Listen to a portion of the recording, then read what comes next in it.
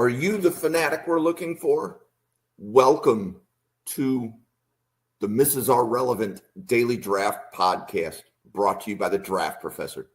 The Draft Professor is the only interactive and dynamic mock draft simulator. Dynamic means that the picks from one mock draft will influence the players that team selects in the next mock draft. This can be done with a first-round challenge. This can be done with a second-round challenge. This will be done with any mock draft from the Draft Professor. In addition, the Draft Professor has rank players functionality, allowing you to rank players and build your own big board and then compare your board to that of other users at the Draft Professor. In addition, the Draft Professor has draft a team functionality. This allows 2 or more users to snake draft a team of 22 players from the rookie pool, and then you can debate which players you like at which position and why. Thank you for tuning in to this podcast. This episode will begin shortly. Well, welcome to the Mrs. R Relevant Daily Draft Podcast. I am joined today by Cole and Noah, and we're going to be talking about some linebackers today, specifically Cole's and Noah's linebackers with a round 5 grade or better. But before we get going, Noah, how are you doing this evening? I'm doing great today. How are you doing, Jim? I'm doing pretty good. Cole, are you excited? Yes, sir. Got some big names to talk about today. So I think we're going to get to hear Cole do Karene Reid again. And if you didn't hear Cole do Karene Reid when we did scouting reports, he's going to get to talk about him again. So it should be a pretty good episode. But before we begin, there was a lot of debate in our chat and before the podcast about the quality of the linebacker class. So Noah, if you had to summarize the linebacker class, both like what you thought going in and then what you thought as you were getting ready for the podcast, like what was kind of going through your mind? Honestly, me and Cole were talking about it last week before we were on the pod. We were talking about how, because we were talking about this episode idea, we didn't honestly think like off the top of our heads that this linebacker class was honestly that talented or that deep anywhere. But when you honestly dive deep into it, I liked a lot of these guys. I mean, I got 9 guys in my top 5 rounds. There's a lot of guys that I have teetering on the 5th to 6th round grades, but it was a lot better than I honestly anticipated it being. So that was a big surprise and honestly a joyful thing to have. How about you, Cole? Yeah, it's definitely better than I thought. I mean, going into summer scouting, the list of names were uninspiring to say the least, and I kind of like got into it, and I was just like sort of teetering on like I don't really like it that much. I think it's kind of bad, but I go in these last 3 weeks and we start on the day 3 guys, and I'm like, and then we get to like last week, and I'm like, you know what? I really do like this linebacker class a lot, and think it has a lot of capable starters throughout the entire list. Yeah, and I like your call out on the summer scouting, because as I was looking at linebacker lists, let's say from July, and where the linebacker list is today, Barrett Carter and Jack Kaiser, I think were the only names that I heard in summer scouting that we're going to talk about today. And Stutsman. Yeah. But meaning that a significant number of the players, I think, rose up the draft board based upon their play this year, but they weren't necessarily the household names that they're going to be in this draft cycle. So why don't we start with Cole? Why don't you do your linebacker one, kind of tell us about him a little bit, what round you have him in, and maybe a few other things. So Jalon Walker is my linebacker one. And, well, I'm not going to come out and be like, yeah, he's a true linebacker. He has that versatility. I do prefer him off the edge, but I'm not going to leave him out because he does play linebacker a good amount. You're gonna get a dynamic athlete. The bend on Jalon Walker is really nice. he has great fast hands. He kind of gets up and out on pass rush reps pretty easily. I have a first round grade on him. He's like a top 10 to 12 player on my board. And I really do I love what he can offer, because if the size doesn't translate at edge, you can move him back to linebacker and kind of have him mug in that A gap and blitz and kind of be used almost how Frankie Louvu was used, which Jordan Reed did shout out, but this was my early comment for Jalon Walker was Frankie Louvu. And it's kind of just like that gadgety defensive player. And he honestly took that role of what people thought Harold Perkins was over the summer. And he kind of came into his own. And I watched him late, like around August, and I was just blown away by what I saw in 3 games. So I came away super impressed, and I've loved Walker since the summer. And he's really just rose up the draft boards and solidified a spot as a top 5 edge and a top 2 linebacker. Okay, Noah, who is your top linebacker? Yeah, it's also Jalon Walker, and I agree with a lot with what Cole said. Right now, I do think he's better at edge, but the sawed-off frame, and he's a little lighter to play edge. I'm not going to count it out, but you never know. I do like him at off-ball as well. I think his rush plan is extremely detailed and effective to a very high extent. He racked up like 6.5 stacks and like 34 pressures this year. He's got a really explosive first step to him. He's got heavy hands at the point of contact. He could jar blockers in their pads like hilariously. Like I had a post on Twitter where he's playing the Tennessee guy and he hits him with a long arm and he sends this guy back like 5 yards and drives him and takes him for a ride, and it's funny. But he has a array of techniques and really good counters that he can utilize, and I really just like the versatility that he offers. He's an adequate off-ball player. He could blitz pretty good, obviously, too, but he's also that player that you could drop down to the edge on 3rd down, and he can collapse the pocket and beat blockers around the arc or on the inside pretty consistently.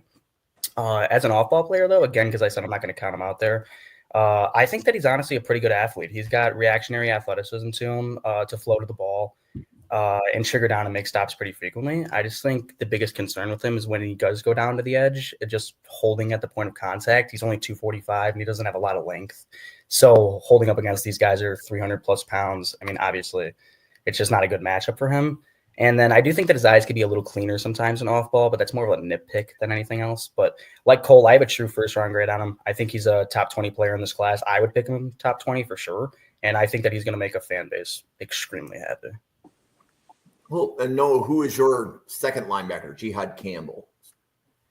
Yeah, my second linebacker, Jihaad Campbell. This dude is, I cannot rant about this guy enough. He is a solid run defender. He's got real coverage upside, and he's got like length, speed, burst, flexibility, and like power of a real edge rusher when they blitz him or even drop him down to the edge.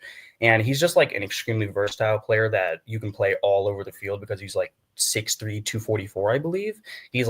And he's one of the best athletes on the field at any given point in time.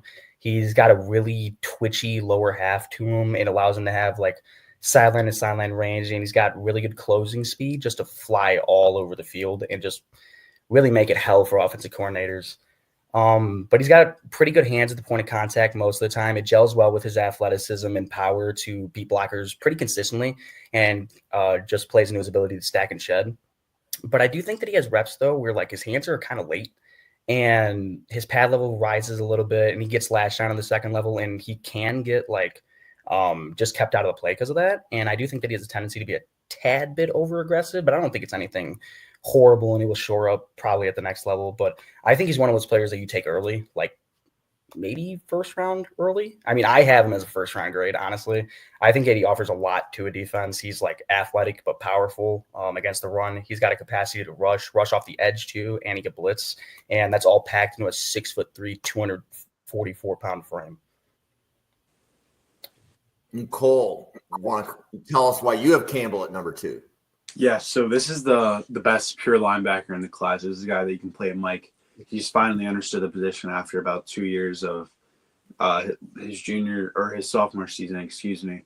He really started to see a lot of playing time next to Deontay Lawson, and he really started picking it up coming into this year as a Mike linebacker. Not a true Mike, because that was Deontay's sort of role, but like that second guy, that Will or Sam, that helps command the defense as well.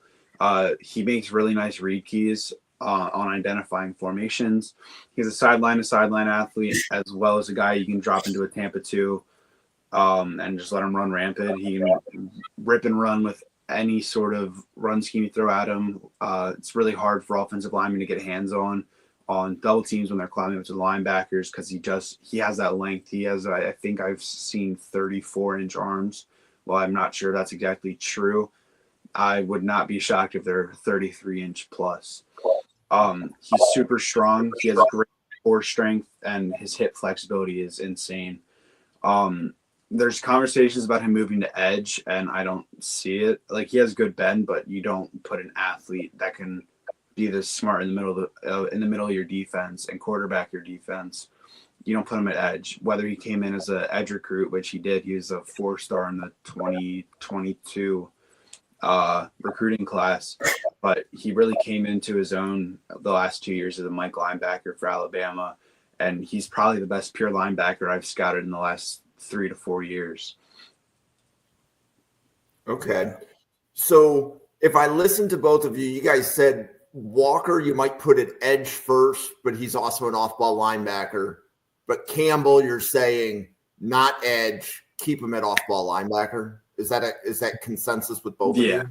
I feel Yeah. And I agree too. I think Jihaad's the best off-ball in this class right now that I've scouted so far, at least. So, Cole, your next linebacker is Chris Paul Jr. You want to tell us about him, why he is number 3?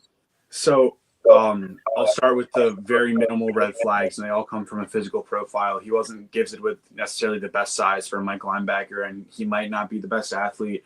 But when it comes to just playing football and using what's in between his ears, this is probably the smartest linebacker in the class and the smartest linebacker I've watched in the last 2 years, even over Peyton Wilson. Look, this kid is a coverage guru. He just watched Georgia. If you want to find anything to watch on a linebacker, Chris Paul against Georgia is probably the best linebacker tape I've watched this season.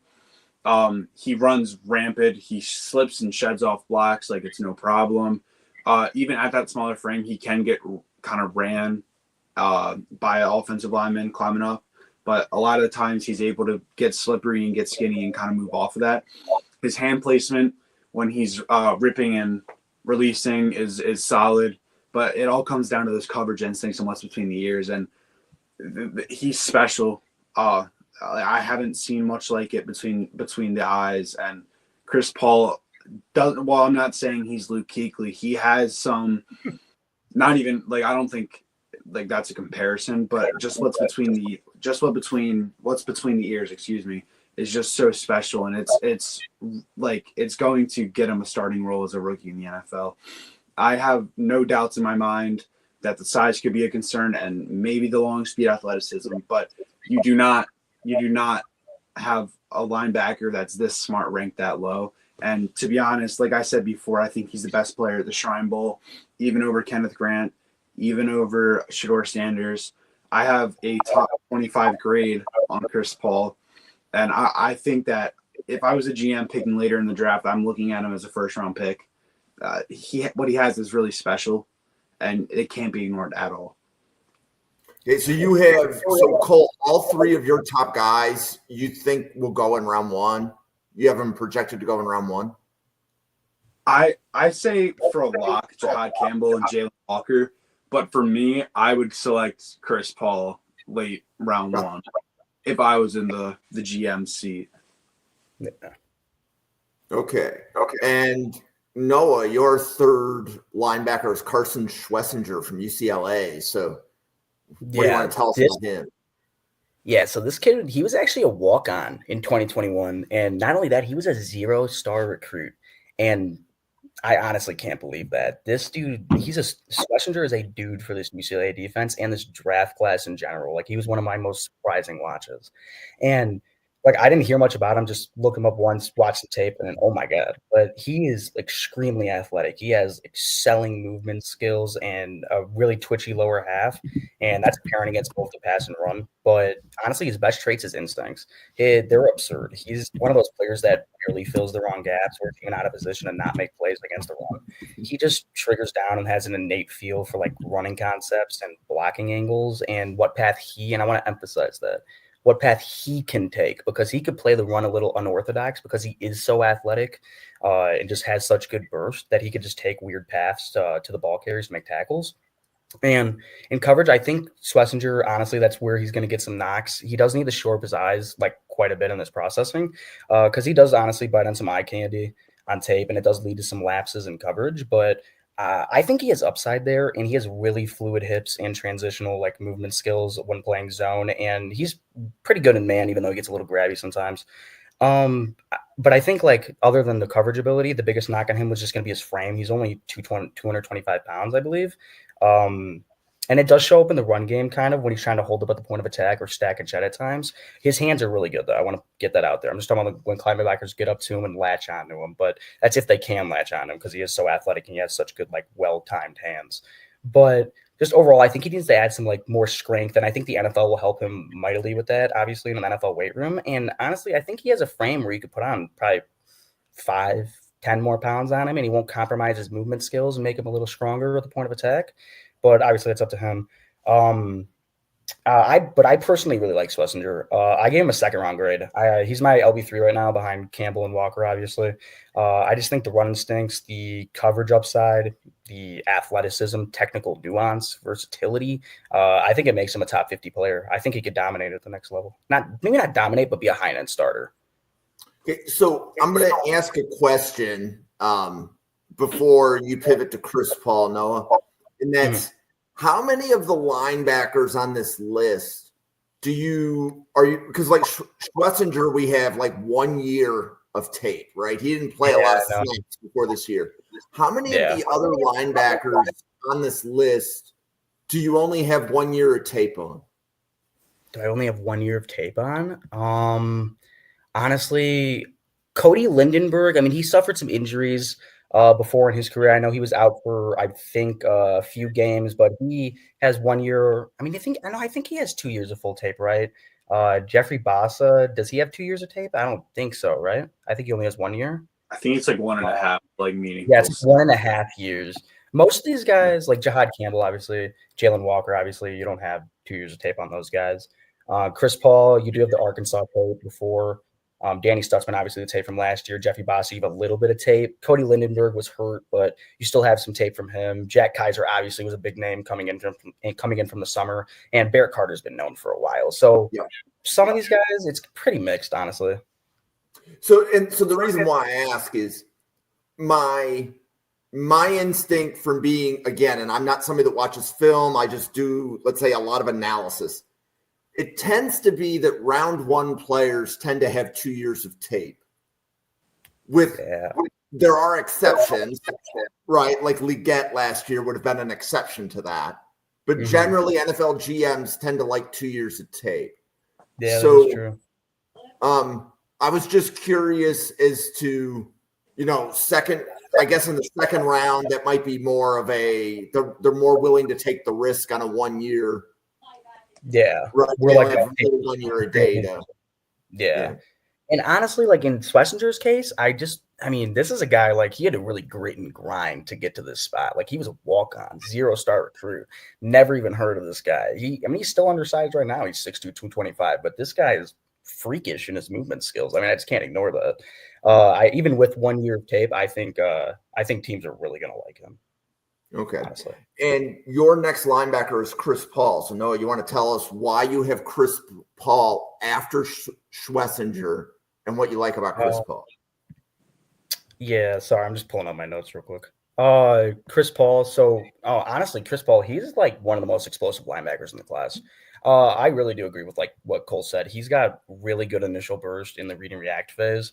to just like slice through gaps and just meet running backs at the spot with like a really consistent tackling technique. I think he only missed like 4% of his tackles this year. He's a really good consistent wrap up technique and foot drive. And he's honestly a pretty good athlete at 6'1", 235.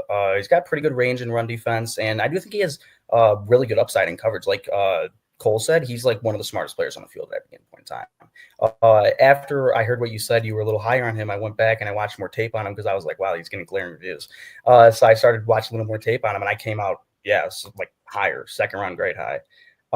I think the high IQ he plays with in the run game as well is just like it's insanely consistent. His run instincts. I mean, obviously a little inconsistent at times, but it's not bad. It's more just over an aggression, I think. But it allows him to trigger down, beat linemen to their landmarks, and just in general key and diagnose like run concepts pretty accurately.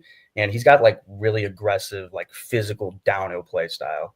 I just think like my issues with him, like Cole said, it's just kind of physical limitations. Long speed's not great. Is a little smaller, can kind of get bullied by climbing blockers at times, not all the time though. He can defeat blocks. It's not like it's a major thing. I just think that with some like added strength and obviously like the linebacker coach, it's going to teach him to use his hands a little better. He's definitely going to develop into a good level starter. I have him like a second to a third round grade on him, but I definitely got a little higher after what Cole said about him last time. Cool. And Cole, do you want to tell us why you have Schwesinger after Paul as your LB4? Yeah, it really just comes down to kind of the pass coverage instincts, and just the limitation on the tape is not a concern, but it's just going to weigh that in a little more favorably. I think Schwesinger, whatever, Carson, I think Carson is an awesome run defender and has a crazy high ceiling. I think he can really kind of fill that mold of what they wanted Abdul Carter to do at Penn State last year as a sophomore, kind of that like blitzing run defending linebacker, not the greatest coverage skills, but you're really using him to get after the ball, whether it's a run play or a pass play to the quarterback. I see concerns with his read and react. Shallow crosses really do kill him. Like mesh concepts in general are not going to work in his favor. But I think you're really betting on feeling here, and the floor is high as well just because of what he offers in the run game. I think at a minimum you're getting Ernest Jones, and I think up top you're going to probably get somebody like Logan Wilson for the Bengals. So the Ernest Jones comp, you're the second one this week on a podcast I've heard that. I believe that was Joe Marino's comp for him as well. Huh. I'll go back and double check, but he was covered by Joe Marino and Kyle Krabs this week. So I believe it was the same comp. Sorry for cutting you off. No, you're fine. If you want to see someone like I don't know if you watch the Iowa tape. I mean, that is a clinic of just stopping zone runs like Schwesinger. It is, oh my God, that tape was ridiculous. I love that tape for Schwesinger. Minnesota and that game were awesome. Yeah, dude, he can move. I didn't watch his Oregon tape. I need to get a hold of it. That was the first one I watched because I was like, all right, this is like that's his lowest PFF grade, and of course I don't have. I was like, oh, of course. Cool. And then Cole, your next linebacker is Danny Stutsman. So you wouldn't want to tell us about Stutsman and also fill in why is Stutsman not ahead of Schwesinger, for example. So at this point, definitely as we're going through, compare them to maybe the player that you have ahead of them as to why they're maybe a notch down. Yeah, so with Stutsman, I was high on him. He was my linebacker too in the summer. But you obviously have two to three big risers here in Campbell, Chris Paul, and Schwesinger. And my problem with Stutsman is he is everything Schwesinger is in the passing game, but has more athletic limitations than Schwesinger. And that's exactly why he's ranked lower. He has a little bit more experience, but he's really just a thumper and a guy that just like contact. And I don't know how well his instincts are in the run or the pass game. When he hits. And when he makes those splash plays, you're going to be like, whoa, like that's like this kid's the real deal. But then you watch a little bit more and it kind of falls off and then it comes back again. It's like a big momentum swing when you're watching Stutsman. super, super strong player. I mean, he made a sick play against Alabama, first play of the game on for Alabama's offense. And it was a read option, and he just stonewalled, I think, C.J. Dupree and made the tackle on Jalen Milroe. And he had a really good game that game, but then you watch the other games, and it's just hit or miss, like I said before. So that's kind of like the determining thing here with why I have them ranked 4 and 5 instead of Stutsman 4 and Schwesinger at 5. It just comes down to the athletic limitations, and they both don't have as great instincts, but I would bet on Carson's run game instincts, and I'd bet on his athleticism a little bit more than Stutsman. Awesome. Yeah. So Noah, you want to tell us the same thing about Stutsman? Yeah, I have a very, very similar evaluation to Cole of Stutsman that he does. And for second, kind of the same reasons I have Chris Paul over him that Cole has Schwesinger over him is that I just do not like the run instincts for Stutsman. He was one of those guys I heard a lot about in the preseason, so I was really excited to get into his evaluation. I only watched like one game of him in the summer, so I didn't really like have a good idea of his body of work, like his tape.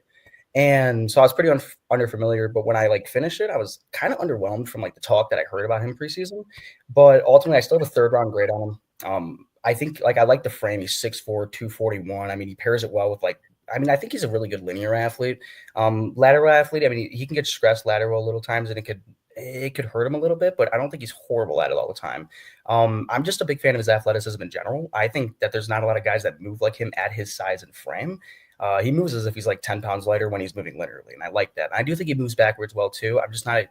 I think I'm lower than Cole is on his coverage. Honestly, I wasn't a huge fan of his coverage. I just don't think that I just don't think he's high IQ in run or zone. I just think he's good on like man and tight ends and running backs, running like stride for stride with them and just blanketing them. That's good. He could cover the flat obviously really easily, but it just didn't seem like he was super aware or like adept at covering the zone. But like I still ended up like but honestly, the reason I'm really like lower on him than Chris Paul is the shaky run instincts.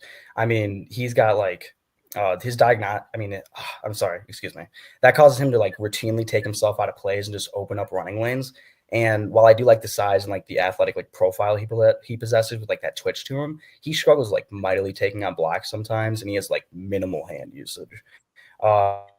And high pad level, and he'll just like kind of run into you with an exposed frame and go chest to chest with you at times because he's like a thumper, but he just doesn't use his hands as much as I want. And he is powerful. He can use them. He just doesn't use them as much as he wants to, and he can get sealed or washed sometimes, especially with the overall lack of instincts where he's just not moving in the read and react phase super well. But overall, I'm going to choose to buy into the frame and athletic ability. That's why I still have him at 5, even though he has a lot of negatives. He has some high-end flashes on tape that I really do think if he makes them more consistent, he could be a true starter at the next level. But for the run instincts for me, I just think he really needs to shore those up before he can touch the field. Cool. And why don't we pause here for a second? And Noah, do you want to tell everybody kind of who you are, how they can find your content? Yeah, my name's Noah. I post content on Twitter only right now, all caps NTB_43. And that's where everything I watch goes. Just watch daily content and keep posting. Awesome. Cole. Yeah, you can find me on Twitter at all lowercase Cole P_NFL. I post everything about the draft. I'm really hunkering down right now. Got a ton of prospects left to watch. I have about 200 graded right now. So I try to get out at least 1 to 3 a day on there. So cool. And I will definitely say out of all the different, we have 30 people at the Draft Professor. You two tend to have more video clips on Twitter than the other 28 people combined. Do we actually? Like, as I'm like PRing different episodes and different players, very frequently I can find video cut-ups that the two of you have done when I'm like quote tweeting to announce a podcast. So I want to give you both props for that, and I appreciate that. Yes, sir. No problem.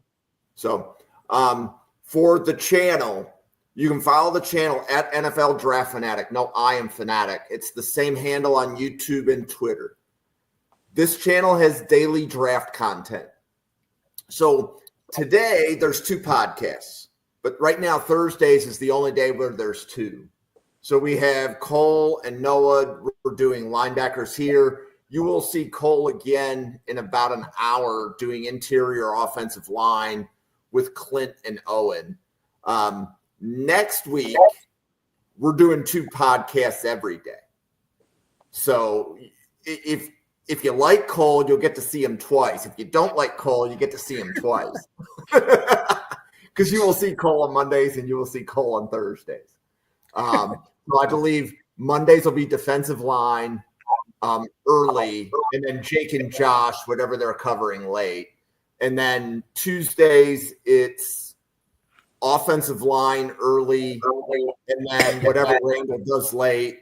And then Wednesdays is DBs early, and then whatever Bill Sparks does late. And then Thursdays, you will see Noah and Cole doing skill positions early with Newt and Owen and whatever they choose to do late, kind of thing. So the channel has daily content. So if you want to learn more about the players, check out our old podcasts. We have scouting reports on every single one of these linebackers. So it may not have been Cole and Noah that gave the scouting reports, but every single one of these linebackers has been covered. So you can listen to other people debate them and decide if, when Stutsman's scouting report was given, did you hear the same thing from Cole and Noah that he did from Jake and Josh? That type of stuff. So the channel has daily content.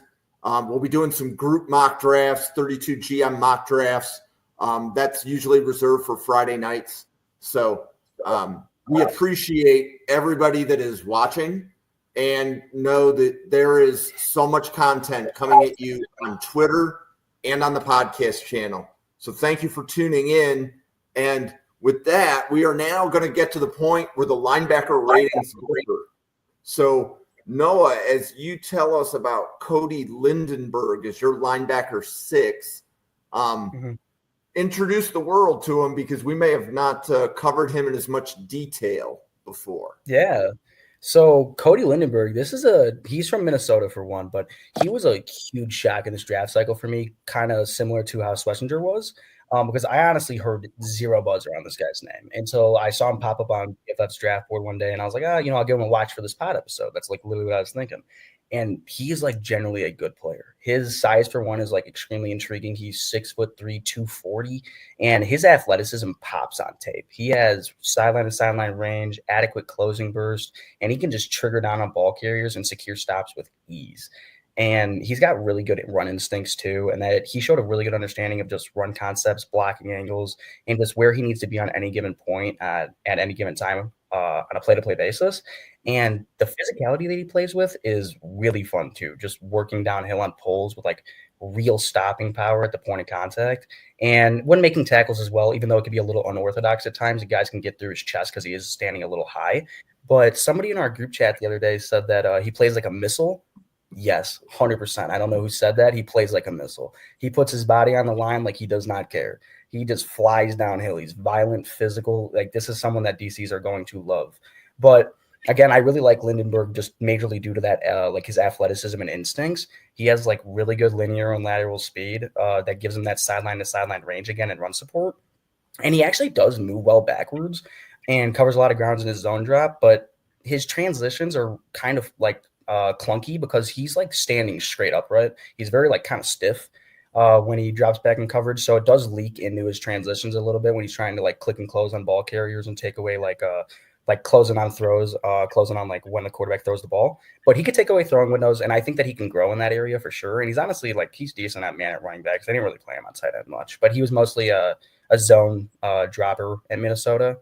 And while he's a force for us to run, this is something I'm gonna have to get out the way because you're probably gonna see it in every scouting report as his biggest negative. His stack and shed technique is like hilariously underdeveloped. He has like some really bad reps. So, like when you're like you're learning how to block as a receiver and you stalk block a pad like on a coach and you just drive it. Like he has reps sometimes where he's doing that and the player just runs right by him and he's still stalk blocking the guy for like an extra second after, just not disengaging. I have no idea why he does that. It needs to improve at the next level, but I mean, he clearly has the power and the athleticism to improve it at the next level. I just think he needs the coaching to shore that up and clean it up technique wise. So I really liked his projection on the next level. I have him as a 3rd round grade. And I just love the motor he plays with, and I believe in the athletic ability he possesses. It could just really help him be a starter and be a good one at that, honestly. Okay, well, and Cole, might be my favorite moment of the episode. Your next linebacker is Karene Reid. So tell us about Karene Reid. Yeah, so everyone knows I love Karene Reid. He plays the linebacker position right. He's undersized, whatever. That's the whole reason I don't have him higher, because I'd love to. Look, he's everything that Chris Paul has between the ears, a little bit less, but he has all of that, and he plays with that thumper mentality, but with Jihaad Campbell's stack and shed ability. He's everything you want. He's really well rounded as a linebacker. You're gonna see him kind of. He's at the Hula Bowl. From all accounts that I've talked to, he did really well. Look, he's not going to be a guy that your team's going to draft probably on day 2, regardless of what I would tell you. This is a guy that you're going to draft. He's probably going to get drafted day 3, unfortunately, because he's a great player.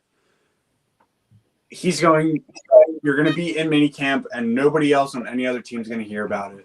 Come training camp, there's going to be a guy that you're going to see watching preseason, and you're going to be like, wow, this kid's really good. Then you're going to see him move into the regular season, and you're going to be like, wow, our team messed up by not taking him. He's undersized. The size is a real issue, but it's just the tape and the stats and the analytics and everything he brings to the table. There is zero reason that he can't start for an NFL team and be a plus quality starter for an NFL team.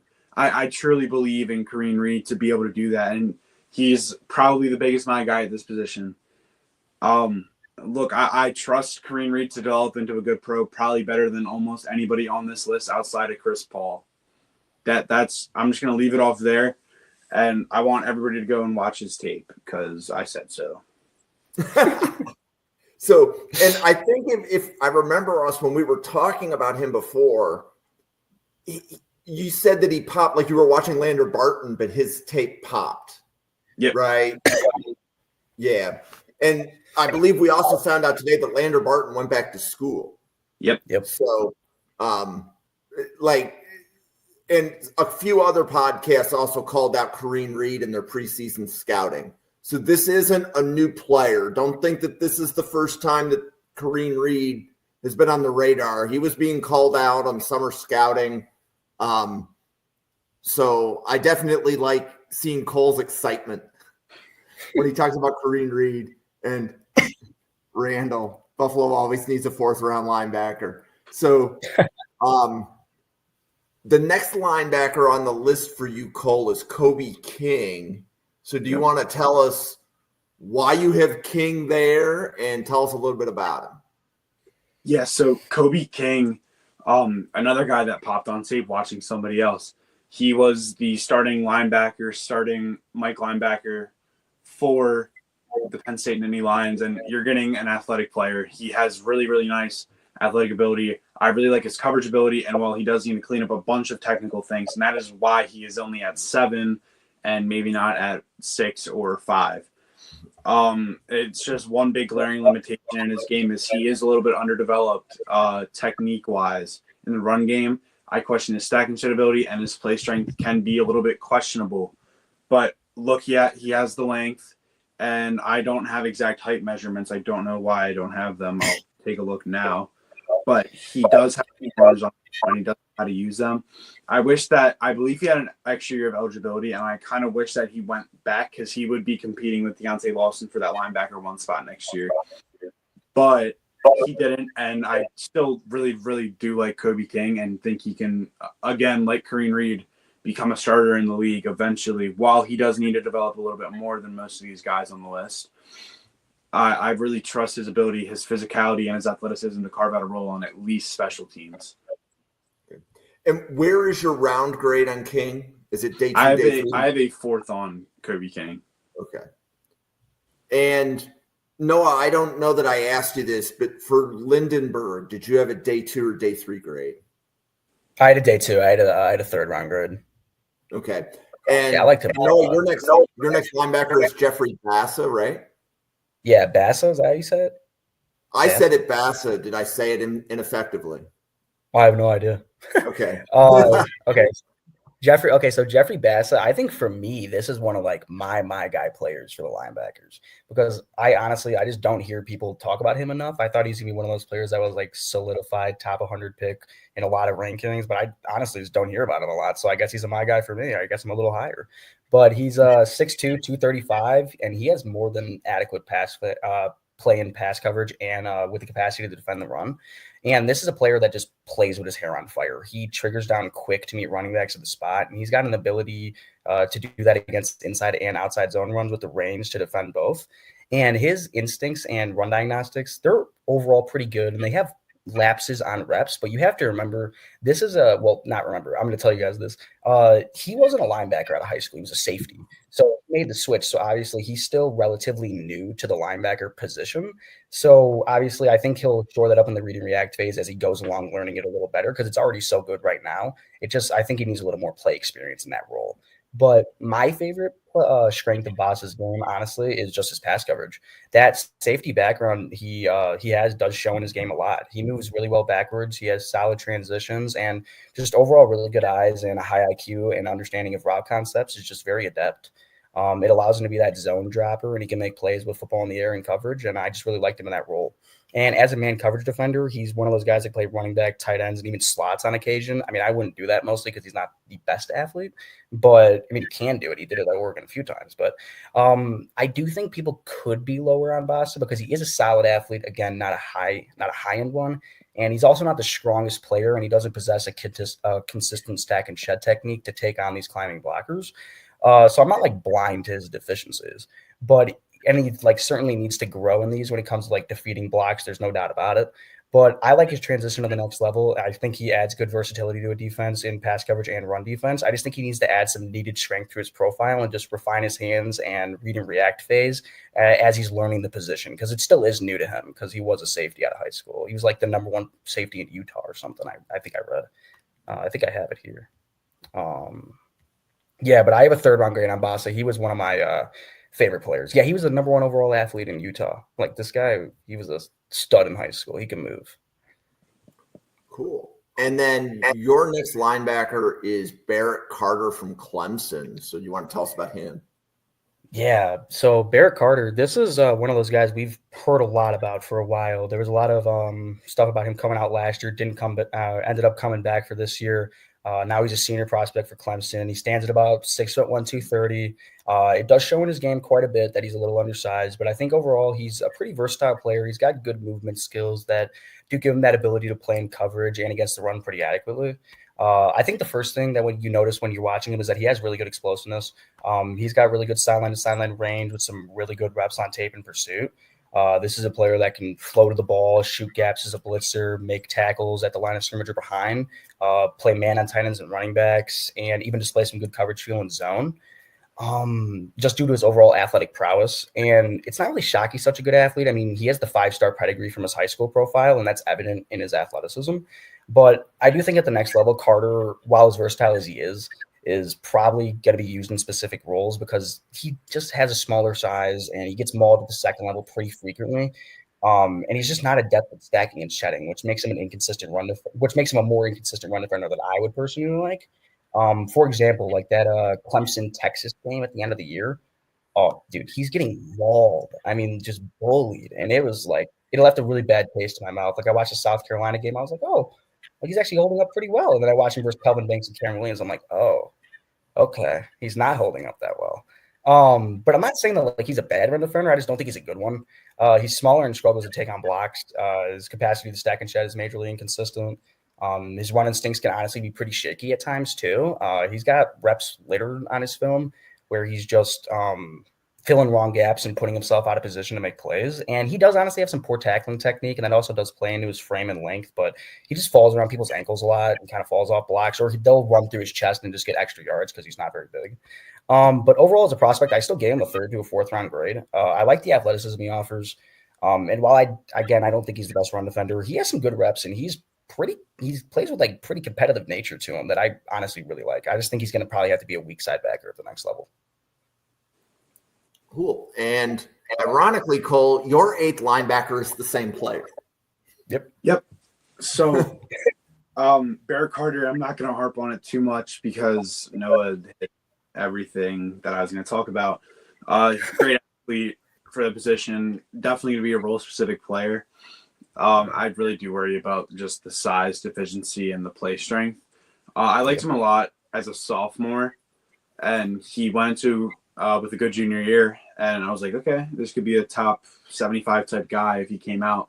Chose to come back to try and get that linebacker one spot, and it didn't work out in his favor, but I do think he will be a good player for a team, and I have a round 4 grade on him as well. Okay. Yeah, so we see him pretty similarly. And Cole, was your grade on King a round 3 or a round 4? 3-4. Got it. And then your next player, Cole, is Jeffery Bassa from Oregon. So you want to tell us why you have him ranked where you do and a little bit about him? Yeah, so like Noah said, his coverage instincts are nice. He was a former safety, so he's going to have those DB type play recognitions and coverage. I like him a little bit more as like a zone, like hook drop type of guy, more so than a cover type of guy. Because when you watch him, while he's a smooth mover, he's not the greatest athlete. So it's a weird, like kind of clunky, but like still smooth type of feel, which is it's really weird to see, but it's like kind of oddly satisfying, if I'm being honest. You kind of see it that he doesn't have the greatest length at 6'2" and probably like 31 to 32 inch arms, but that's okay because he's a solid run defender. He plays like his hair is like Noah said, and he's an overall solid coverage athlete. So I have a 4th round grade on Bassa just kind of because of the athletic profile. Not sure kind of with that 1.5 year of tape if I'm that much of a fan of Bassa, but I do think he is a capable starter in the NFL. Yeah. Cool. And then Noah, your last player that you had a round 5 or better grade on is Jack Kaiser. So you want to tell us about him? Yeah, so Jack Kaiser just etched his way in with a 5th. I think he's a fun linebacker prospect. He got a lot of buzz in the preseason, like we talked about. Didn't really live up to that hype as what people were expecting him to. But I think he's a fun linebacker prospect, but I think you're going to have to be a little creative to use him at the next level because he's just not the biggest player and he doesn't have the greatest athleticism. And it does kind of limit his range and run support. That's pretty evident sometimes. I don't think he has sideline to sideline pursuit speed most of the time. But honestly, he's going to make every single tackle he attempts. I think he only has like 3 or 4 missed tackles this entire year. But outside of that, like I just don't think he's a 3-down player at the next level. He has lapses in coverage, honestly, and due to that athleticism, it can be pretty costly at the next level. But as an early down run defender, I think he fits the bill, honestly. I mean, he's got adequate run diagnostics, good initial burst in his read and react phase, just the long speed's not there. He takes really good angles when in pursuit. That's like I think his processing can make up for a lot of the athletic limitations, but just not all the time. That's why he got a 5th round grade. But I would just love to see a little more consistency just with the processing that can make up for his athleticism because I love his consistency tackling. I love his consistent pursuit angles, everything like that. I also want to see him grow a little more when it comes to stacking and shedding because he has a lack of length, obviously, but he also has a lack of nuance and just power at the point of contact sometimes. But I do think he does well to insert himself into gaps, and he beats linemen in their spots with the processing once again in the run game. I just think he's a solid player. He just does multiple things the defense needs. He's extremely violent and like physical working downhill. I don't think he's a good coverage defender really, but he can grow potentially at the next level with that. I gave him a 5th round grade again. I think he'll make a team happy at the next level just with the consistency tackling, the pursuit angles, just what he can give and what he can offer. But I just think he's really limited in terms of ceiling, really like one of those high floor, low ceiling prospects that you're drafting late to just put him in a rotation for your team. Cool. And then the last player on your list, Cole, is Jay Higgins from Iowa. So you want to tell us about him a little bit? Yeah, so this is a guy I have a day 3 grade on around that like round 4 to round 5 area. Look, he's not a great athlete, but he's a smart linebacker and he's a leader, and that's something that teams will take into account. This is a guy that can carve out a role in special teams. And to be honest, he's not a great mover, not a great athlete. He's kind of a big bowling ball at the mic spot, but teams will value that leadership ability and that coverage ability and that instinct ability that he does have. The length isn't great. The size isn't great, but Jay Higgins does have a little bit of an it factor when it comes to that locker room ability and what he's going to bring in the film room for a team and carve out on special teams, because he does play with a little bit of an edge to him and a little bit of some extra oomph in his game. Yeah, Higgins was one of those players too where I watched him and he like just hit like that six-ish, like that fifth-ish, six-ish, like so I kept him off this, but his IQ is off the charts. I mean, that dude knows where you're going at, like he knows where the ball is going at every point in time. Even if he's not a great athlete, that processing it's sky high. Absolutely. And his leadership is crazy for that Iowa defense too. He is that green dot player. And going back to some of the things that we opened up the podcast with. So if I added this right, Noah's list on the left, you have Lindenberg on day 2, right, Noah? Yeah, I got Lindenberg as a third rounder. I really liked him. So that would be 6 linebackers in your top 100. Yeah. Right? And then Cole, if I remember correctly, you said Kobe King was around 3-4, right? Yep. So, and you had Reid as a day 2, correct? Yes, I have him as around 3. Yeah. So Cole also has 6 linebackers on day 2. And, or I should say 6 linebackers in his top 100. So my opinion is that if we're talking about 6 linebackers in the top 100, this is a good linebacker class, especially if 2 or 3 go in round 1. Like if Cole's calling 3 linebackers in round 1, where Chris Paul could sneak into the back of round 1, that's a really good linebacker class, considering there's a lot of years, not even there's years that 0 linebackers go in round 1. Yep. So I mean, even last year, I don't linebacker one in round 1 or 2. So yeah. So this was a better class than I thought it was going to be for sure. Yeah, and then if anybody listens to the Jake and Josh's linebacker rankings, like I was going to say that they had a pretty deep group. Now, granted, several of the guys in their group did go back to school, but there were there were still a lot of linebackers. I think their boards were 15 linebackers with round 5 or better grades type thing. So depending upon who you listen to, whether it's 10 linebackers round 5 or better or 15 linebackers round 5 or better, that's actually a really good linebacker class. Yeah, definitely, for sure. Right. I think there's going to be a lot of guys that we talked about here that are going to make teams happy at the next level.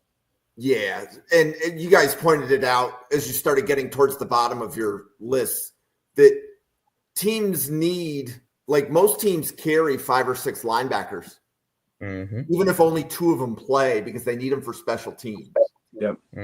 So on average, 25 linebackers get drafted every year. That would be, on average, it's about 1 per team. So a smart GM is always stashing linebackers on the back of his roster, hoping they improve into a starter. But as long as they have a floor of being a special teams player, they have a way to make an NFL team. So, cool. Question: do any of you know of Jay Shaw Barham? Did he not come out? He didn't come out, right? I don't think he did. I think he's on our class. I don't think he was on the list.